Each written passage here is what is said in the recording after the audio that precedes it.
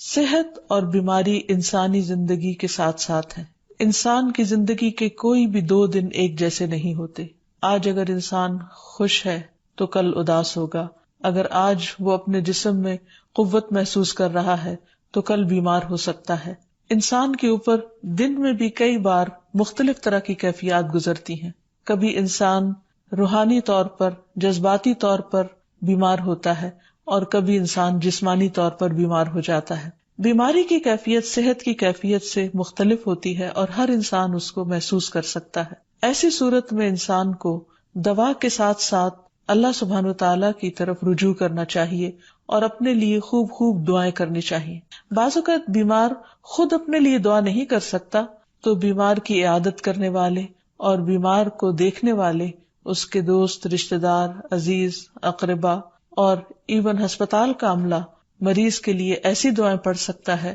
جو اس کے لیے شفا یابی کا ذریعہ ہو سکتی ہیں.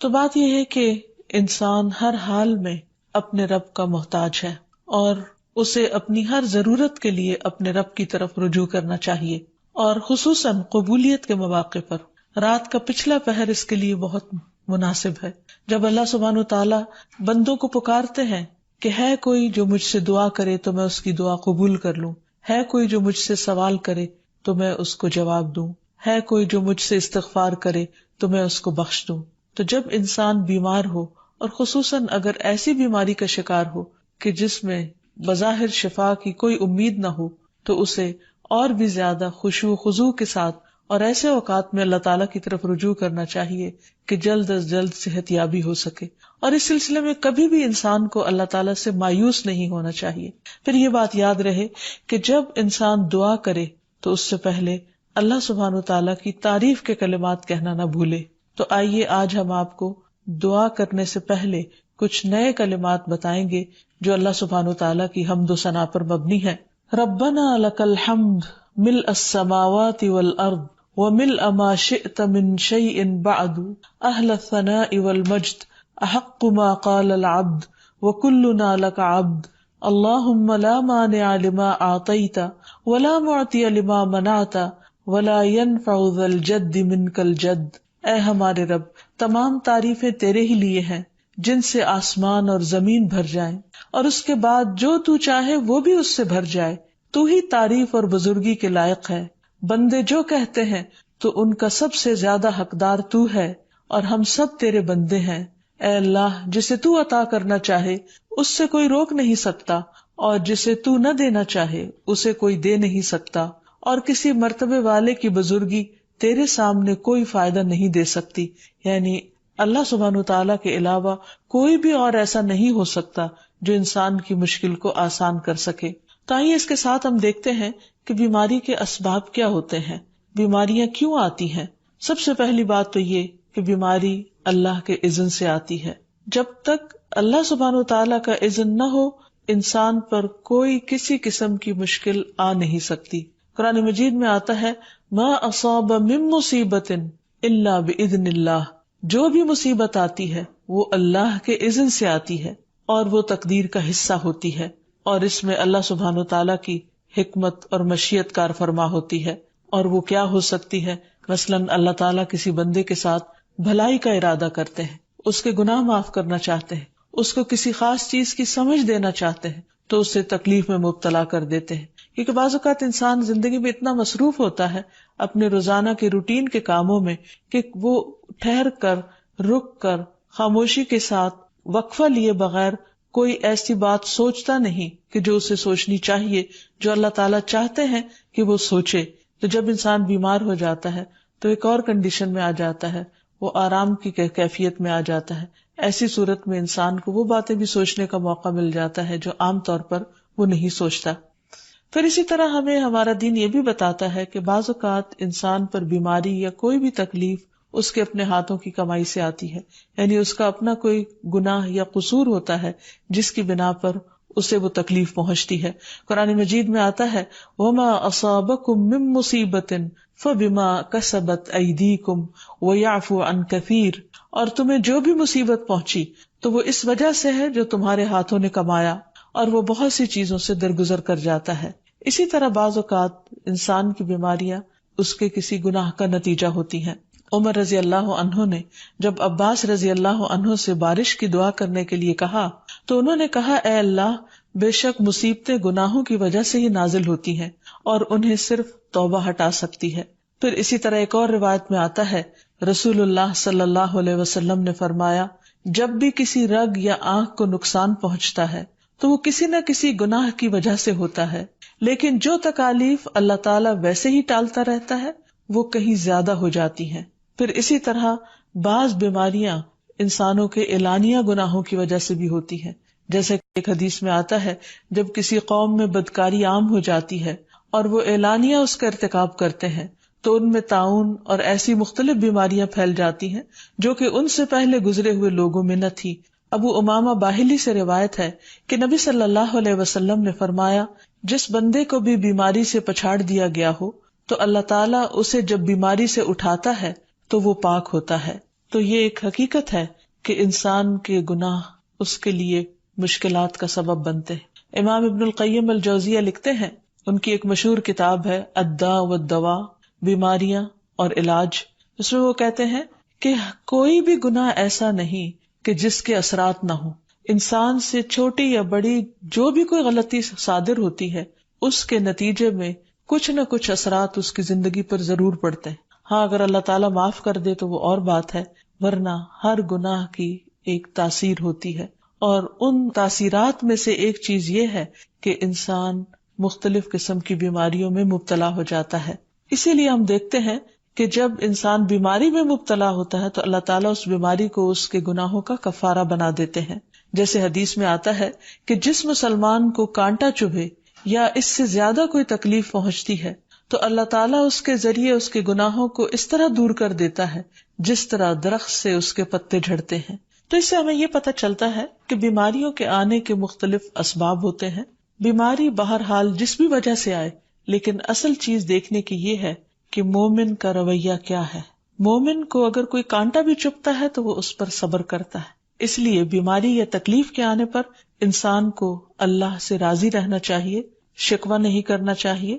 کیونکہ جو اللہ سے راضی ہو جاتا ہے کسی آزمائش پر، اللہ تعالیٰ بھی اس سے راضی ہو جاتا ہے۔ پھر اسی طرح اللہ تعالیٰ کا شکر ادا کرنا چاہیے، کیونکہ بیماری اس سے زیادہ شدید بھی ہو سکتی تھی، لہٰذا انسان کو اللہ تعالیٰ جس حال میں رکھے انسان اس پر شکر گزار رہے۔ پھر یہ کہ انسان کسی بھی بیماری میں کسی بھی قسم کی ہو اور زندگی کے کسی بھی حصے میں ہو، اس میں مایوس نہ ہو، پر امید رہے کہ بیماری دور ہو جائے گی۔ پھر اسی طرح اگر بیماری طول پکڑ جائے تو انسان کو گھبرانا نہیں چاہیے، کیونکہ ہر گزرنے والا لمحہ انسان کے درجات میں اضافے کا سبب بنتا ہے اور اس کے گناہ مسلسل جھڑتے چلے جاتے ہیں حتیٰ کہ انسان بالکل پاک صاف ہو جاتا ہے۔ پھر اسی طرح انسان کو بیماری کی حالت میں دوسروں سے شکوے شکایات نہیں کرنی چاہیے، کیونکہ بیماری اللہ کے اذن سے آتی ہے، اور جب انسان ہر ایک کے آگے رونے لگتا ہے تو گویا وہ اللہ تعالیٰ کا شکوہ کر رہا ہوتا ہے، جو چیز اللہ تعالیٰ کو پسند نہیں۔ پھر اسی طرح منہ سے برے الفاظ نہیں نکالنے چاہیے، بیماریوں کو کوسنا نہیں چاہیے، اور پھر ایسے الفاظ نہیں ادا کرنے چاہیے کہ مجھے لگتا ہے کہ اس بیماری میں میری زندگی چلی جائے گی، یا یہ کہ کسی مریض کی عیادت کے لیے جا کر اس کو اس قسم کی بات نہیں کرنی چاہیے، خواہ کتنی ہی خطرناک بیماری کیوں نہ ہو، ہمیشہ اسے امید دلانے چاہیے، کیونکہ مایوسی کے الفاظ اور برے بھلے اور منفی قسم کی باتیں اللہ تعالیٰ کو پسند نہیں، اور انسان ویسے بھی جیسے سوچتا ہے پھر اس کے ایکشن اس کے مطابق ہونے لگتے ہیں۔ اب یہ ہے کہ انسان بیماری میں دوا ضرور کرے، کیونکہ حدیث میں آتا ہے کہ اللہ تعالیٰ نے کوئی بیماری ایسی نہیں اتاری جس کے لیے دوا نہ اتاری ہو۔ ہاں جسے معلوم ہو اسے معلوم ہوتا ہے، اور جسے نہیں معلوم ہوتا اسے نہیں معلوم ہوتا۔ بعض اوقات اللہ تعالیٰ ڈاکٹر کے دل میں ڈال دیتا ہے اور اس کا علاج اس کو سمجھ میں آ جاتا ہے، اور بعض اوقات وہ بیماری لا علاج ہوتی ہے، حالانکہ اس کا علاج موجود ہوتا ہے مگر کسی کو بھی علاج سمجھ میں نہیں آتا۔ بہرحال نوعیت کچھ بھی ہو تو علاج ضرور کراتے رہنا چاہیے، اور کبھی مایوس نہیں ہونا چاہیے کہ اس بیماری کا علاج ہو نہیں سکتا، نہیں، ایک کے بعد ایک کوشش انسان کرتا رہے، اور جب اللہ کا اذن ہوگا بیماری دور ہو جائے گی۔ اور اس کے ساتھ ساتھ انسان یہ بھی یقین رکھے کہ شفا اللہ کے ہاتھ میں ہے، کسی ڈاکٹر کے ہاتھ میں نہیں، کسی انسان کے ہاتھ میں نہیں، کیونکہ جب تک اللہ کا اذن نہ ہو شفا نہیں ہو سکتی، خواہ کوئی کتنا بھی بڑا ڈاکٹر کیوں نہ ہو. اسی لیے نبی صلی اللہ علیہ وسلم کی دعاؤں کے آخر میں آتا ہے کہ لا شفا الا شفاؤ، کوئی شفا نہیں مگر تیری ہی شفا، یعنی جو اللہ سبحانہ وتعالیٰ اپنے بندے کو شفا عطا کرے. پھر اسی طرح یہ ہے کہ حضرت ابراہیم علیہ السلام نے اللہ سبحانہ وتعالیٰ کے بارے میں فرمایا تھا کہ وَإِذَا مَرِضْتُ فَهُوَ يَشْفِينِ، کہ جب میں بیمار ہوتا ہوں تو وہی مجھے شفا دیتا ہے، یعنی اللہ تعالیٰ ہی اس بیماری کو دور کرتا ہے. اسی طرح ایک اور روایت سے بھی پتہ چلتا ہے کہ شفا دراصل اللہ سبحانہ وتعالیٰ کے ہاتھ میں ہے. حضرت عائشہ سے مروی ہے کہ رسول اللہ صلی اللہ علیہ وسلم دم کیا کرتے تھے اور یہ دعا پڑھتے تھے امسح البأس رب الناس بیدک الشفاء لا یکشف الکرب الا انت، اے لوگوں کے رب تکلیف کو دور کر دے، تیرے ہی ہاتھ میں شفا ہے، تیرے سوا اس کو دور کرنے والا اور کوئی بھی نہیں. پھر اسی طرح انسان جب کسی بیمار کی عیادت کے لیے جائے تو اس پر بھی دعا پڑھے اور اس کے لیے دعا کرے. رسول اللہ صلی اللہ علیہ وسلم نے فرمایا جو مسلمان کسی ایسے بیمار کی عیادت کے لیے اس کے پاس آئے جس کی موت کا وقت قریب نہ آیا ہو اور 7 مرتبہ یہ پڑھے اسأل اللہ العظیم رب العرش العظیم ان یشفی فلانا من وجعہ، میں اس عظمت والے اللہ سے سوال کرتا ہوں جو عرش عظیم کا رب ہے کہ فلاں کو اس کی تکلیف سے شفا عطا فرمائے، تو اللہ عز و جل اسے شفا عطا فرما دیتا ہے. اور پھر ہم دیکھتے ہیں کہ تمام انبیاء اپنی بیماریوں میں تکلیفوں میں اللہ تعالیٰ کو پکارتے تھے، جیسا کہ ایوب علیہ السلام کی دعا قرآن مجید میں آتی ہے. اور ایوب جب اس نے اپنے رب کو پکارا کہ بے شک مجھے تکلیف پہنچی ہے اور تو رحم کرنے والوں میں سب سے زیادہ رحم کرنے والا ہے، تو ہم نے اس کی دعا قبول کر لی، بس اسے جو بھی تکلیف تھی اسے دور کر دیا اور اسے اس کے گھر والے اور ان کے ساتھ ان کی مثل اور عطا کر دیے اپنے پاس سے رحمت کے لیے اور ان لوگوں کی یاد دہانی کے لیے جو عبادت کرنے والے ہیں. اسی طرح رسول اللہ صلی اللہ علیہ وسلم نے ایک اور موقع پر ایک صحابی عثمان بن ابی عاص الثقفی کو ایک دعا سکھائی. جب وہ نبی صلی اللہ علیہ وسلم کے پاس حاضر ہوئے، وہ کہتے ہیں مجھے اتنی تکلیف تھی کہ قریب تھا کہ وہ مجھے ہلاک کر دیتی، تو نبی صلی اللہ علیہ وسلم نے مجھے فرمایا اس درد کی جگہ پر اپنا دایاں ہاتھ رکھو اور 7 مرتبہ کہو بسم اللہ اعوذ بعزت اللہ وقدرتہ من شر ما اجد واحاذر، اللہ کے نام کے ساتھ میں پناہ مانگتا ہوں اللہ کی عزت کی اور اس کی قدرت کی اس شر سے جو میں محسوس کرتا ہوں، یعنی اس تکلیف سے بچنے کے لیے جو مجھے محسوس ہو رہی ہے اور جس سے میں خوف محسوس کرتا ہوں. عثمان کہتے ہیں کہ جب میں نے یہ پڑھا تو اللہ سبحانہ وتعالیٰ نے مجھے شفا عطا کر دی. پھر اسی طرح ہر بیماری سے شفا کی دعا نبی صلی اللہ علیہ وسلم نے سکھائی. عبداللہ بن عباس سے مروی ہے کہ نبی اکرم صلی اللہ علیہ وسلم نے فرمایا جب کوئی شخص کسی ایسے مریض کی عیادت کرے جس کی موت کا وقت ابھی قریب نہ آیا ہو اور اس کے پاس 7 مرتبہ یہ دعا پڑھے اسأل اللہ العظیم رب العرش العظیم ان یشفیک، میں عظمت والے اللہ جو عرش عظیم کا رب ہے اس سے دعا کرتا ہوں کہ وہ تمہیں شفا عطا کرے، تو اللہ تعالیٰ اسے اس مرض سے شفا عطا کر دے گا. پھر اسی طرح نبی صلی اللہ علیہ وسلم اگر کسی کو کوئی پھوڑا بنسی ہوتی تو اپنے لعاب دہن کے ساتھ زمین کی مٹی تھوڑی سی لے کر اس درد تکلیف والی جگہ پر لگاتے تو اس سے بھی شفا ہوتی. حضرت عائشہ کہتی ہیں کہ جب کسی انسان کے عضو میں کوئی تکلیف ہوتی، پھوڑا یا زخم ہوتا، تو نبی صلی اللہ علیہ وسلم اپنی انگلی اس طرح رکھتے، اور سفیان جو راوی ہیں انہوں نے اپنی شہادت کی انگلی زمین پر رکھی، پھر اسے اٹھا کر فرمایا بسم اللہ تربت اردنا بریقت بعدنا لیشفى به سقیمنا باذن ربنا، اللہ کے نام کے ساتھ ہماری زمین کی مٹی ہمارے رب کے حکم سے ہم میں سے بعض کے تھوک کے ساتھ ہمارے بیمار کو شفا دی جائے. یعنی لعاب دہن کا اپنا ایک اثر ہوتا ہے، اور لعاب دہن جو ہے ایک طرح سے دوا کا کام کرتا ہے، اور اللہ کا نام لے کر جب لعاب دہن لگایا جائے تو شفا ہوتی ہے. جیسے کہ ایک اور موقع پر نبی صلی اللہ علیہ وسلم نے ایک جلے ہوئے مریض کے اوپر یہی دعا پڑھ کر لعاب دہن لگایا تو اللہ تعالیٰ نے اس مریض کو شفا یاب کر دیا، اور وہ دعا تھی اذہب البأس رب الناس واشف انت الشافی لا شفاء الا شفاؤک